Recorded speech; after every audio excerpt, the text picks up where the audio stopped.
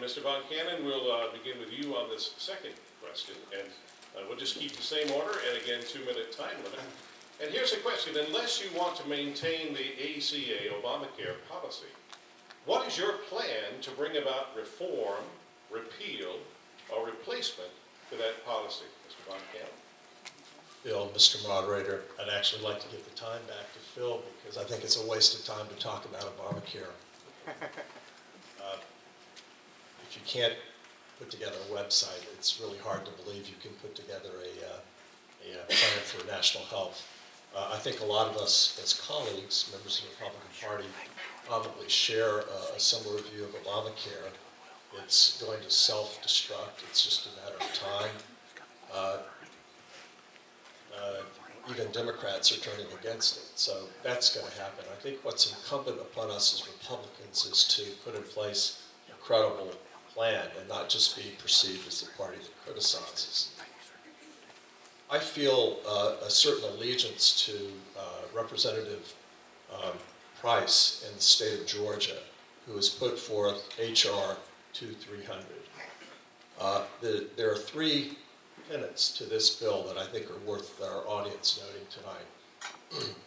One, that it allows insurance policies to be carried from company to company. Currently in our country, roughly 50% of people who have a policy have it through their company. That was probably good in the generation of my parents, but I think that if you look at the average American today, they're probably working for 10 to 12 employers over the lifetime of their employment. So I think that that's worth noting. The second is Representative Price recommends interstate cross-border insurance marketing. Currently, a lot of states have very restricted policies on the insurance policies. And a third element is it restricts, his proposal is to restrict malpractice lawsuits. It's currently very wasteful. 1 out of 14 doctors in this country has a lawsuit every year. Thank you.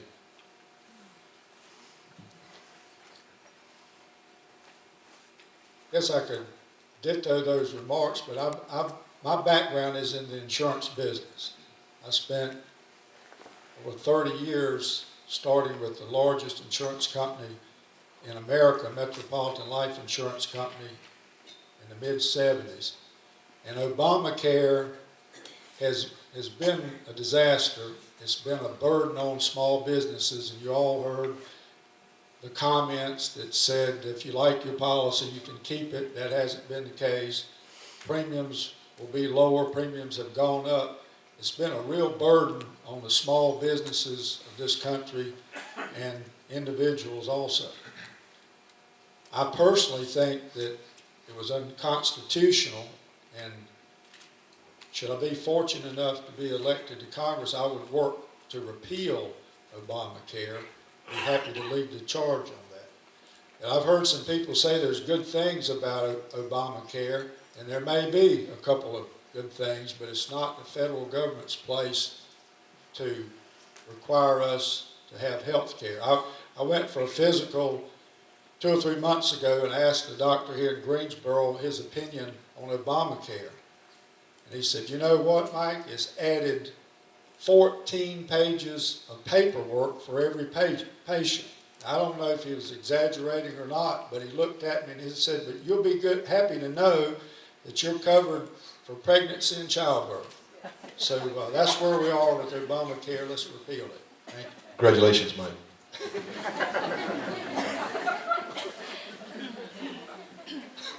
Guys, this is about control. Affordable Care Act is about control. 1/6 of the economy. And I would tell you, not only is it unconstitutional, every time he makes a change in it, it's unconstitutional. He is not the legislative branch, he is the executive branch. And it's time that people just looked in the eye and said, President Obama, in the words of Marcus Kinley, you lied. And he continues to do so, but it seems like there's a lack of accountability in Washington, D.C., and that bothers me. You know, why would we turn over our health care after this administration has had a debacles in cash for clunkers? The green energy investments that went nowhere, Fast and Furious. And this is all after he won the Nobel Peace Prize. This is a problem of accountability. Eric Holder, you go investigate yourself. Yeah, Bruce, I agree with Dr. Tom Price. In fact, we've been in Washington, D.C. meeting with Dr. Tom Price on H.R. 2300. We participated in his town hall meeting the other day. It is time to open up the state markets. It is time to give tax credits to people who are interested in HSAs. It's time to do a lot of things that we need to do, but the first thing that we've got to do is shut down the debacle, the travesty that is pillaging people. Here's the numbers. You want the numbers? There are 100,000 people right now in North Carolina who have insurance, less have insurance than what had it 3 months ago before Obamacare. 100,000 less. Yet this is supposed to be the end all. They just came out yesterday, the administration said, yeah, guess what? We're going to miss our mark again. Well, who's surprised about that? We need congressmen with principles and passion, without the vitriol, that will stand up and say, you know what? I'm not representing special interest group. I'm representing the people of North Carolina, and it's time to put a stop to it. Thank you. Everything I do, I'm a lawyer, whether I'm giving lectures or when I lectured in law school, I never wanted to tell the students or the people what they need to know. I always gave them facts and let them make their decisions. I believe most people are mal-educated, and unfortunately I disagree with Rush, they're not low-educated. To me, that's insulting. I think they're mal-educated. If you give them the facts, they can make their own decisions. The voters are intelligent people. So now let me try and give you some points. If a bill came up for repeal of ObamaCare, I would certainly support it. However, let me make a case to you real quickly of why we should not repeal, but we should just replace it. And here's why. If you repeal Obamacare, you're going to create a vacuum. We've already spent $600 million on Obamacare website alone. Now you also have over $400 million for every state site out there. You want to throw that away? I don't think so. We need to try and recoup that money. We can't afford just to spend that kind of money. If you repeal it, you're also now going to run into the problem of not only having the insurance have to retool to come back and offer the policies that they once had, but now you're going to have a lot of people that are even going to be dropped off that. So you're going to create a bigger problem. Let me suggest a couple ways to replace it instead of repealing it. One, you keep the responsible portions of the bill, the transportability as mentioned, and a lot of the pre-existing conditions. But you promote tort reform, and you make the insurance companies put up a high-risk pool. They say there's 30 million uninsured. I think that's an inflated figure, but whatever it is, have the insurance companies put up a high-risk pool so that those people can get coverage with either an insurance subsidy or an individual subsidy. You don't destroy the rest of the 300 million people to do that. I have 10 seconds left. If you create the vacuum, you're not going to be wasting over $1 billion a year on this program, and you're going to recoup some of the money that you already expended. Thank you. I have no interest in reforming Obamacare. I think it needs to be repealed. It needs to be challenged in the U.S. Supreme Court. The Supreme Court interpreted the law. They changed the intent of the law. The law was presented and sold to the Congress as a penalty, not a tax. That law originated in the Senate. The moment that the Supreme Court changed that to be a tax, in my view, my non-lawyerly view, that invalidated that law completely. So I believe we should challenge it at the highest level of our court system. And I don't believe it should be replaced. It's not the federal government's job to direct and control the health care of this country. There's been a rush by most Republicans in Washington, D.C. to come up with a replacement to Obamacare. That's not a conservative position, folks. That's a big government position, and I won't be part of it. I'll do everything to repeal Obamacare legislatively. I would do everything to restrain the president from continuing to act like a dictator, and even Congress, folks. There was one specific amendment that was offered to the Affordable Care Act by the Senate that actually was adopted. It was put forth by Senator Tom Coburn, and amazingly was adopted unanimously and added to the bill. This required that every member of Congress and every member of their staff would be a participant of the Affordable Care Act. What did our president do? about 6 months ago, he unilaterally exempted them from 75% of that cost. Folks, we've got a leadership problem in our Congress. Not one member of Congress objected to that action by the President. So let me go back quickly to why am I uniquely qualified to represent the people of the 6th District. Again, when I managed my father's campaign that included Stokes and Surry County, I got to know the people of Stokes and Surry County. I got to know the people of Guilford County throughout the course of that long, tough campaign. And when I go to those counties now, when I come here, I know the questions to ask, and I know the people who would be my constituents, the people I would work for every day in Congress. And I look forward to accepting that challenge. Now, I support the full repeal of Obamacare, and I am the only candidate seated at this table, seated up here, who has signed the pledge to repeal Obamacare. In fact, the head of the group that sponsored that repeal pledge, her name is Heather Higgins, she said, and this is a quote, "Phil Berger's decision to take the repeal pledge shows voters that when it comes to health care, he gets it.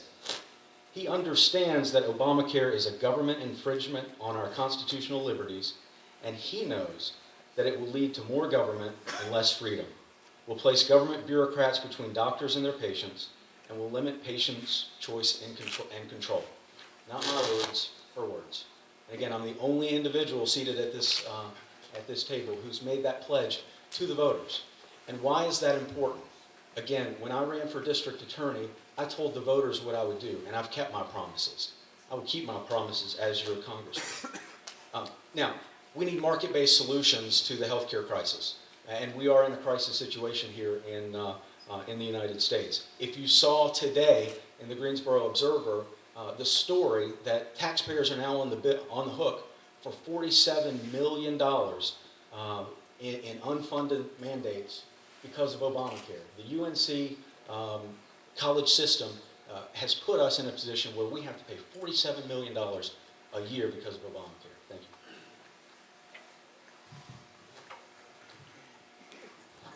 you. Raise your hand if you like Obamacare. That's a pretty easy one. Quite frankly, it's kind of easy for a candidate too. Because the reality is, all of us are going to want to repeal it if we could vote on it. The difference is probably why. You know, I think that I didn't make pledges to anybody outside this district. I want to make a pledge to the people that actually live in the district. I pledge to you that I'll represent the people of the 6th District. Like my friend Mark Willihan, who owns Harley-Davidson, who told me that their premiums for his employees making $32,000 to $33,000 went up about 800%. That's a problem. That you got small businesses having to look to cut jobs. Those are people that are here, and I pledge to them that we need to repeal it. My friend that's 80 years old, that he and his wife work for SunTrust Bank, and they lost their insurance due to the Affordable Care Act. Not only them, but the tens of thousands of employees that worked at SunTrust. Now, what do? I agree that we need to make a patient, focused, market-driven solution, opening up the borders, and also keeping the promises. Why not go back? If you've got insurance, let folks keep it.